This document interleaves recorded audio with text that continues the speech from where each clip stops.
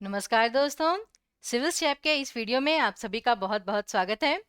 और आप सभी को पता ही है कि नायब तहसीलदार एग्ज़ाम की नोटिफिकेशन आ चुकी है, जिससे कि जो विद्यार्थी हैं बहुत ज़्यादा उत्साहित हैं, क्योंकि वो तो चाहते ही हैं कि हमेशा उनके सामने जॉब अपॉर्चुनिटीज़ आती रहें नई नई, और वो भी इतनी अच्छी जॉब अपॉर्चुनिटीज़। तो इसका हम आशा करते हैं कि आप पूरा पूरा लाभ उठाएंगे। और इसीलिए इसकी प्रिपरेशन के लिए, स्पेशली हिंदी लैंग्वेज के लिए, हम आपके लिए एक छोटा सा वीडियो लेकर आए हैं, जिसमें हम आपको बताएंगे कि जो पिछले कुछ साल हैं उसमें हिंदी भाषा से संबंधित किस प्रकार का पैटर्न रहा है नायब तहसीलदार के एग्जाम में, और उसके लिए आपको किस प्रकार से तैयारी करनी है, अभ्यास करना है, वो सब हम आपको बहुत संक्षिप्त रूप में इस वीडियो में बताएंगे। तो आपको अगर हमें कांटेक्ट करना हो, किसी भी प्रकार की जानकारी प्राप्त करनी हो, तो उसके लिए हमारा फ़ोन नंबर एक बार पहले फटाफट नोट कर लीजिए, 7814622609। हमारी ईमेल आईडी लिख लीजिए civilstephimachal@gmail.com। और अगर आपको हमारे बारे में कुछ और जानकारी चाहिए या लेटेस्ट अपडेट्स चाहिए एग्जाम्स के रिगार्डिंग, कोर्सेज के रिगार्डिंग, तो उसके लिए हमारी वेबसाइट भी है www.civilstephimacal.com। तो ये तो हुई हमारी जानकारी की बात। अब आते हैं मेन मुद्दे पर, जो है नायब तहसीलदार का जो एग्जाम पैटर्न है, और यहाँ पर हम हिंदी भाषा की बात कर रहे हैं। तो ज़रा एक बार देखिए, आप सभी जानते हैं कि हम हिमाचल प्रदेश अलाइड मेंस वगैरह की बात करते रहते हैं, उसमें 100 मार्क्स का पेपर आता है। लेकिन नायब तहसीलदार में हिंदी का 50 मार्क्स का पेपर आता है, जिसमें से अगर हम उसकी बाइफरकेशन करें, हम आपको उसे दिखाएं कि उसमें किस किस प्रकार के विषय आते हैं, तो वो देखिए इस प्रकार से रहेगा। कन्वर्जन ऑफ पैराग्राफ, जो आपको हिंदी में अनुवाद करना होता है अंग्रेजी का, या अंग्रेजी से हिंदी में अनुवाद करना होता है। 2010 में तो दोनों प्रकार से आए थे, हिंदी का अंग्रेजी में, अंग्रेजी का हिंदी में। लेकिन उसके बाद से 14 में, 17 में, 18 में 10-10 मार्क्स का ही आया, एक क्वेश्चन आता है अनुवाद करने का। फिर पद्यांश की व्याख्या, गद्यांश की व्याख्या, ये सारे आपके जो हैं पैसेज, आपको गद्यांश दिया जाता है, उसकी व्याख्या करनी होती है, वो रेगुलरली आ रहा है और आएगा 10 मार्क्स का। फिर पोयम, पद्यांश की व्याख्या, वो भी कितने अच्छे से आपको करनी है, उसका कठिनाई का स्तर क्या है, वो सभी हम आपको अभी आगे बताएंगे, लेकिन ये आता ज़रूर है। तो ये कुछ ऐसे टॉपिक्स हैं जो कि हमेशा पेपर में आएंगे ही आएंगे, और इनके लिए आपको ऐसा तो कुछ नहीं है कि कुछ स्पेशल जो व्याकरण के विषय हैं वो पढ़ने पड़ेंगे, लेकिन फिर भी कुछ हैं जो हम आपको आगे बताएंगे। उसके बाद निबंध लेखन, यहाँ पर पेपर में 50 मार्क्स में ऐसा डायरेक्टली नहीं आता।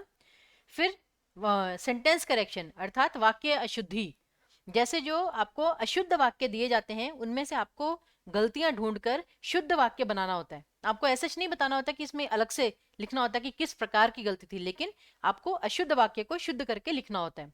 और देखिए कंटिन्यूसली ये वाला जो विषय है ये परीक्षा में आता रहा है, 6 मार्क्स का। उसी प्रकार से मुहावरे लोकोक्तियां, ये तो भाई हमेशा आता है, और ये आपको ये जो व्याख्या है यहाँ पर भी काम आएगा। जैसे मैं आपको आगे उदाहरण दूंगी। जो मुहावरे लोकोक्तियां होते हैं बेसिकली वो किस लिए होते हैं, वो हमारी भाषा को प्रभावशाली बनाते हैं। जैसे कहते हैं ना कि हम बात को थोड़ा सा मोड़ कर कहते हैं, थोड़ा सा घुमा कर कहते हैं, जिससे हम, जैसे कहते हैं ना, बहुत इफेक्टिवली अपनी बात को कह सकते हैं, बहुत प्रभावी रूप से, बहुत ही मनोरंजक तरीके से, जिससे सामने वाला जो है वो हमारी बात में और रुचि ले, इंटरेस्ट उसका जगह। तो इसलिए मुहावरे लोकोक्तियों का प्रयोग होता है, और इस पर भी हमेशा प्रश्न पूछा गया है। तो देखिए मतलब कुछ ऐसे कंटिन्यूस टॉपिक हैं जो हमेशा आते ही आते हैं, और उन्हीं में से आने हैं। सबसे अच्छी बात है ये नायब तहसीलदार की, कि आपको बहुत ज्यादा जो ग्रामर के टॉपिक्स हैं वो इंक्लूड नहीं करने हैं। उसी प्रकार से है वन वर्ड सब्स्टिट्यूट, वाक्यांश के लिए एक शब्द। उसमें से 2017 में केवल एक बार प्रश्न आया है, ऐसा बाकी समय नहीं आया।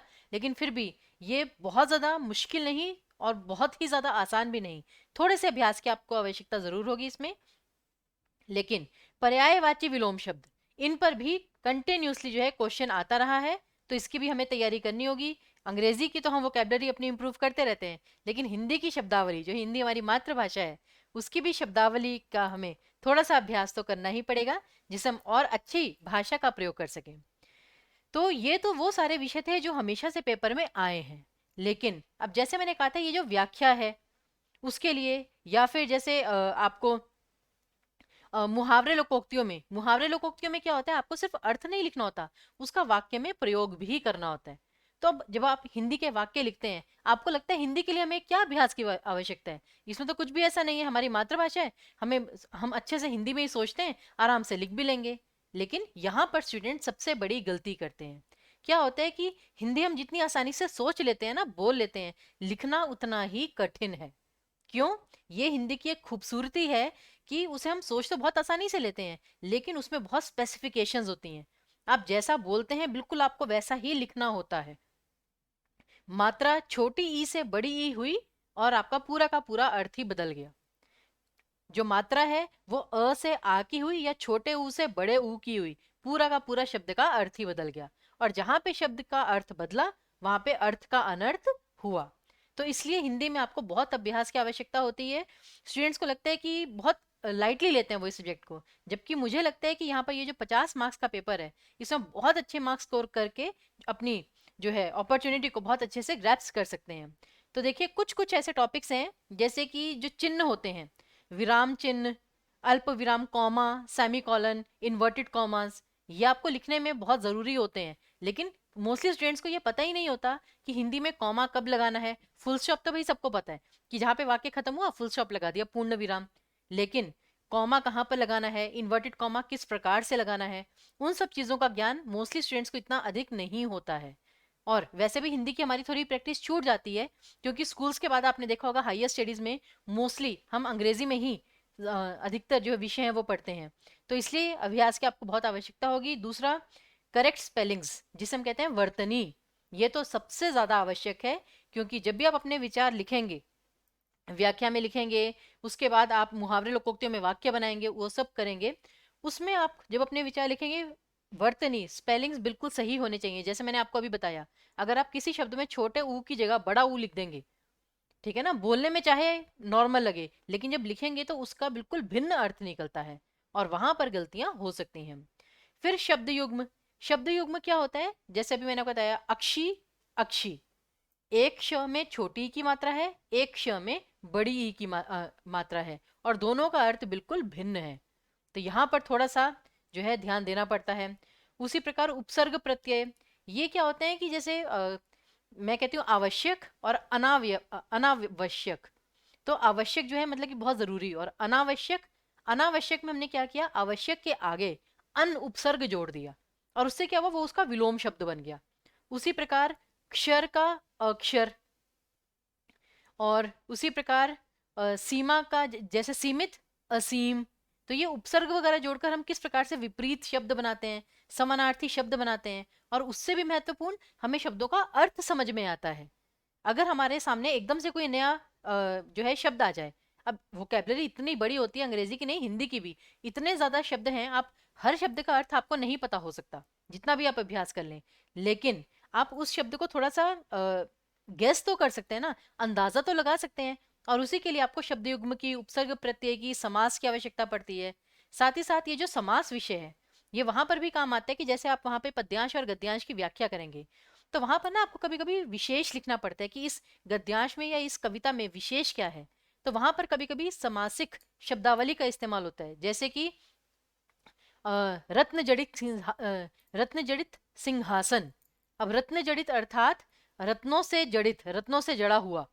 अब यहाँ पर क्या है, अगर आप विशेष में लिखेंगे ना कि कवि ने सामासिक शब्दावली का बहुत ही बेहतर प्रयोग किया है, तो वहां पर एग्जामिनर की आंखें एकदम से खुलेंगी कि अरे, इस स्टूडेंट को, इस विद्यार्थी को तो मतलब हिंदी भाषा का काफी ज्ञान है, व्याकरण का काफी ज्ञान है। तो उससे क्या होता है कि जो एग्जामिनर है बहुत ही सकारात्मक सोच के साथ आपके पेपर को पढ़ता है, और मैं ये गारंटी दे सकती हूँ इससे आपके 1-2 मार्क्स वैसे ही बढ़ जाते हैं। क्योंकि होता है ना कि जब उसे लगता है कि आपका व्याकरण जो है वो अच्छा है, तो व्याख्या में जहां पर आपको 10 में से 5 मिल रहे होंगे, आपको 7 मिलेंगे। ये एक सकारात्मक सोच का प्रभाव होता है। तो इसलिए उसके बाद है काव्य रस और अलंकार। ये आपको कहाँ पर काम आएंगे? कविता की व्याख्या में, विशेष में लिखने में, कि इसमें वीर रस है, इसमें श्रृंगार रस है। और ये ऐसे विषय हैं, जरूरी नहीं कि आपको इसमें बहुत ज्यादा समय देना है। वैसे तो ये टॉपिक्स बहुत वाइड हैं, लेकिन अगर आप इसका सिर्फ बेसिक पढ़ लें, बेसिक पढ़ने में आपको केवल आधा घंटा लगेगा मैक्सिमम। आधे घंटे में अगर आप ये चीज समझ जाएं, तो ये आपको व्याख्या में बहुत अच्छे अंक प्राप्त करवा सकते हैं। फिर types of Hindi words. Hindi के जो शब्द हैं वो भिन्न भिन्न प्रकार के होते हैं, सार्थक, निरर्थक, अव्यय, अविकारी शब्द, बहुत सारे प्रकार के होते हैं। तो उसकी अगर आप थोड़ी सी भी जानकारी ले लेंगे, तो आई गेस ये बहुत चीज़ों में आपको मददगार साबित होगी।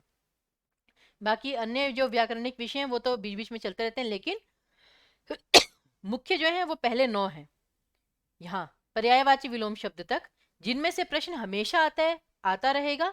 इसका आपको अच्छे से अभ्यास करना है। अब हम आपको ये बता दें, नायब तहसीलदार में कुछ महत्वपूर्ण बिंदु जिन पर आपको ध्यान देना है कि उसमें कुछ अच्छी बातें भी हैं और कुछ चुनौतियां भी हैं। अवसर क्या क्या है आपके पास, जैसे आप अगर हिमाचल प्रदेश अलाइड मेंस वगैरह के देखेंगे तो उसमें ना चॉइसेस नहीं दी जाती हैं। चॉइसेस बहुत कम, बहुत ही कम दी जाती हैं। लेकिन नायब तहसीलदार में आप देखेंगे ग्रामर में आपको हमेशा चॉइसेस दी जाती हैं, विकल्प दिए जाते हैं कि इन 6 मुहावरे दिए होंगे, उनमें से आपको केवल 3 या 4 के अर्थ लिखकर वाक्य में प्रयोग करना है। फिर आपको विपरीत शब्द लिखने के लिए दिए होंगे, 10 शब्द दिए होंगे, उसमें से 6 के लिखने हैं। तो ये जो आपको विकल्प जो मिलते हैं, इससे आपका काम थोड़ा आसान हो जाता है। इस अपॉर्चुनिटी को आप ले सकते हैं। फिर अधिक व्याकरणिक विषय नहीं है, पीछे मैं आपको बता चुकी हूँ। और कम अभ्यास से आपको अधिक सफलता मिल सकती है। मैं फिर कह रही हूँ कि विषय कम है लेकिन अभ्यास की आवश्यकता पड़ेगी ही पड़ेगी। और ऐसा नहीं कि बहुत ज्यादा अभ्यास, थोड़ा सा भी आप अभ्यास करें, हिंदी को थोड़ा सा अपना कीमती समय दे दें, हिंदी आपको बहुत आगे लेकर जा सकती है। लेकिन साथ साथ कुछ चुनौतियां भी हैं। चुनौतियां क्या हैं? एक तो शब्दावली पर आपको विशेष ध्यान देना होगा। अब टॉपिक बिल्कुल स्पेसिफिक है तो आपको अपने जो शब्द हैं उन्हें बहुत ध्यान से उनका चयन करना होगा कि अगर आप व्याख्या लिख रहे हैं टू द पॉइंट लिखें, अच्छे से लिखें। उसके बाद विपरीत शब्द लिख रहे हैं उसको थोड़ा अभ्यास करना पड़ेगा, स्पेलिंग्स मिस्टेक नहीं होनी चाहिए। फिर व्याख्या का विशेष प्रयास क्यों करना होगा? 20 मार्क्स, 50 में से 20 मार्क्स व्याख्या के हैं, एक गद्यांश की व्याख्या, एक पद्यांश की व्याख्या। और कठिनाई का स्तर, अब मैं आपको आगे एक दो क्वेश्चन दिखाऊंगी, एक दो कविताएं दिखाऊंगी, तो कठिनाई का जो स्तर है वो इस लेवल पर आकर थोड़ा तो बढ़ ही जाता है, तो उसके लिए आपको अभ्यास करना ही पड़ेगा। अब जैसे देखिए, मैंने आपको कहा था जो विकल्प दिए जाते हैं, मैं आपके लिए व्याकरण के जो विषय लाई हूं कि निम्नलिखित में से किन्हीं 6 वाक्यों के लिए एक एक उपयुक्त शब्द लिखिए। ये वाक्य वाक्यांश के लिए एक शब्द, तो इसमें आपको 8 या 9 वाक्य दिए हुए थे जिनमें से आपको केवल 6 के लिखने थे। फिर निम्नलिखित में से किन्हीं 4 का अर्थ लिखते हुए उपयुक्त वाक्य प्रयोग कीजिए। ये मुहावरे का प्रश्न था। आपको 6 या 7 मुहावरे दिए हुए थे जिसमें से आपको केवल 4 का प्रयोग करना था, 4 का अर्थ लिखते हुए वाक्य में प्रयोग करना था। तो जब आपके पास ऑप्शंस आ जाते हैं ना तो थोड़ा सा आप रिलैक्स हो जाते हैं। फिर निम्नलिखित में से किन्हीं 6 वाक्यों के शुद्ध रूप लिखिए। सेंटेंस करेक्शन, कि आपको 8-10 वाक्य दिए हुए हैं जिनमें से आपको केवल 6 वाक्यों की शुद्धि करनी है। तो जहां पर चॉइसेस हैं वहां पर डेफिनेटली आपके पास लेवरेज रहता ही है, तो उसका आप पूरा पूरा बेनिफिट उठा सकते हैं। लेकिन जो मैंने आपको कहा था कि जो कठिनाई का स्तर है वो अब देखिए आप 2018 में जो पोयम आई थी, और एक बार ना इसका निर्देश जो है वो बहुत ध्यान से पढ़िए। निम्नलिखित पद्यांश की व्याख्या इस तरह कीजिए कि कवि का मंतव्य, प्रमुख शब्दों के अर्थ, भाव पल्लवन एवं मुख्य विचार बिंदु स्पष्ट हो जाए। अब जरा ना हिमाचल प्रदेश अलाइड वाले जो पेपर हैं उनको जरा खोल के देखिएगा। वहां निर्देश में ना सिर्फ एक पंक्ति आपको दिखेगी कि निम्नलिखित गद्यांश या पद्यांश की सप्रसंग व्याख्या लिखिए, काम खत्म। तो वहां पर आपके पास छोटा सा एक क्या ऑप्शन था कि आप सिर्फ छोटा सा प्रसंग लिखते, उसके बाद अपनी व्याख्या लिख देते, काम खत्म था, इतने ज्यादा मार्क्स ना कटते। लेकिन यहाँ पर आपसे देखिए कितनी डिफरेंट डिफरेंट चीजें पूछी गई हैं, और आधे विद्यार्थियों को तो इनका मतलब ही नहीं पता है। जैसे कि कवि का मंतव्य, मंतव्य का मतलब कि एक्चुअल में कवि क्या संदेश देना चाहता है, इसके पीछे छिपा अर्थ क्या है, कवि का उद्देश्य क्या है ये पंक्तियां लिखने का, वो आपको स्पष्ट करना होगा व्याख्या के माध्यम से। फिर प्रमुख शब्दों के अर्थ, अब वहां पर आपसे शब्दार्थ प्रॉपरली नहीं पूछे गए थे लेकिन यहाँ पर पूछे गए हैं तो आपको लिखने पड़ेंगे। और हो सकता है एग्जामिनर ने ये भी सोचा हो कि अगर ये 10 मार्क्स की व्याख्या है, इसके 1 मार्क्स या 2 मार्क्स, इसके 2 मार्क्स, भाव पल्लवन के 4 मार्क्स, और मुख्य विचार बिंदु स्पष्ट हो जाए अच्छे से, उसके 2 मार्क्स अलग से। और इस तरीके से अगर डिवीजन है तो फिर वहां पर जितनी स्पेसिफिकेशन होती है, मार्क्स कटने के चांसेस फिर उतने ही रहते हैं। तो वो भी चीज आपको ध्यान में रखनी होगी। तो अब जैसे कवि का मंतव्य आपको पता होना चाहिए इसका मतलब क्या है। शब्दार्थ, वो जहां पर भी आपको लगे, जैसे जिह्वा, जिह्वा का मतलब होता है आपकी जीभ। उसी प्रकार भाव पल्लवन, अब भाव पल्लवन क्या होता है स्टूडेंट्स को यही नहीं पता। अब पेपर में जाकर जिन्होंने हिंदी का अभ्यास नहीं किया होगा वो सोचते रह जाएंगे भाई भाव पल्लवन का मतलब क्या है। तो जब तक आपको आप अभ्यास नहीं करेंगे आपको नई नई चीज़ों का कैसे पता चलेगा। तो इसलिए थोड़ा सा आप प्रीवियस ईयर क्वेश्चंस को देखिएगा, और अब ये देखिए, कविता जो है ना वो आपको बहुत बड़ी नहीं दी जाएगी। ये मैंने जो पूरा ट्रेंड है वो देखा है, इसमें देखिए आपके वो सिर्फ 6-7 पंक्तियों में कविता दी जाएगी। मुझे 3 शब्द दो कि मैं कविता कह पाऊं। अरे कविता, 3 शब्दों में कविता कहेंगे आप, क्या बात है। मुझे 3 शब्द दो कि मैं कविता कह पाऊं, एक शब्द वह जो कभी जिह्वा पर लाऊं, और दूसरा जिसे कह सकूं किंतु दर्द मेरे से जो ओछा पड़ता हो, और तीसरा खरा धातु पर जिसको पाकर पूछूं क्या ना बिना इसके भी काम चलेगा, और मौन रह जाऊं। मतलब कवि पहले कह रहे हैं कि मैं सिर्फ 3 शब्दों में पूरी की पूरी कविता लिखना चाहता हूँ, फिर अल्टीमेटली वो 3 शब्द भी लिखने का क्या फायदा, इससे अच्छा मौन ही रह जाऊं। अब यहाँ पर आप ना सोचते रह जाएंगे कि है तो केवल 6 पंक्तियों की कविता, लेकिन अब इसके भाव का क्या करें, मुख्य अर्थ का क्या करें, और कवि के मंतव्य का क्या करें। तो इसकी प्रॉपर एक्सप्लेनेशन हमने अपने कोर्स में जो वीडियो बनाया है, इस पोएम की एक एक चीज हमने डिटेल में एक्सप्लेन की हुई है। तो देखिए, कविता बहुत छोटी सी है, समय आपका जाएगा नहीं ज्यादा पढ़ने में, लेकिन समझने में बहुत समय जाएगा। उसी प्रकार देखिए 2014 में एक कविता आई थी, और इसमें भी देखिए पूरा वही पूछा गया है कि कवि का मंतव्य प्रमुख शब्दों के अर्थ, भाव पल्लवन और पाठकीय प्रतिक्रिया व्याख्या में समाहित हो जाए। पाठकीय प्रतिक्रिया अर्थात पाठक कौन होता है, पढ़ने वाला, यानी कि हम जब इसको पढ़ रहे हैं कविता को, तो हमारी प्रतिक्रिया क्या है, इसको पढ़कर हमारा क्या विचार है। क्योंकि क्या होता है ना, कवि किस संदर्भ में लिख रहा है कविता को, हम किस संदर्भ में लिख रहे हैं। अब जैसे क्या है, बादल गरज रहे हैं, अब बादल गरजने का मतलब हो सकता है मैंने इसमें में लिखा हो कि कोई बहुत घर में ना कोई बहुत गुस्सा कर रहा है, हम कहते हैं ना आज पापा बहुत गुस्सा कर रहे हैं, बादल बहुत ज्यादा गरज रहे हैं। या फिर कोई दूसरा व्यक्ति है, वो थोड़ा सा अच्छे मतलब उसमें है, मूड में, तो वो कहेगा सब बादल गरज रहे हैं, पकौड़े खाने का मन हो रहा है। तो कविता की यही स्पेशलिटी है, ये खासियत है कि कोई उसे किसी संदर्भ में लिखता है, कोई उसे किसी संदर्भ में। तो यहाँ पर आपको अपनी प्रतिक्रिया भी बतानी होगी, और कवि उसमें क्या कहना चाह रहे हैं, क्या कह सकते हैं, वो भी आपको समझना पड़ेगा।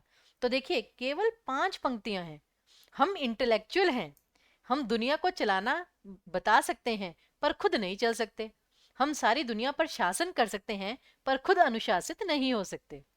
अब ये कटाक्ष है, व्यंग्य कसा गया है, कहने के लिए हास्य रस है, हंसी आ रही है, लेकिन हम खुद पर हंस रहे हैं।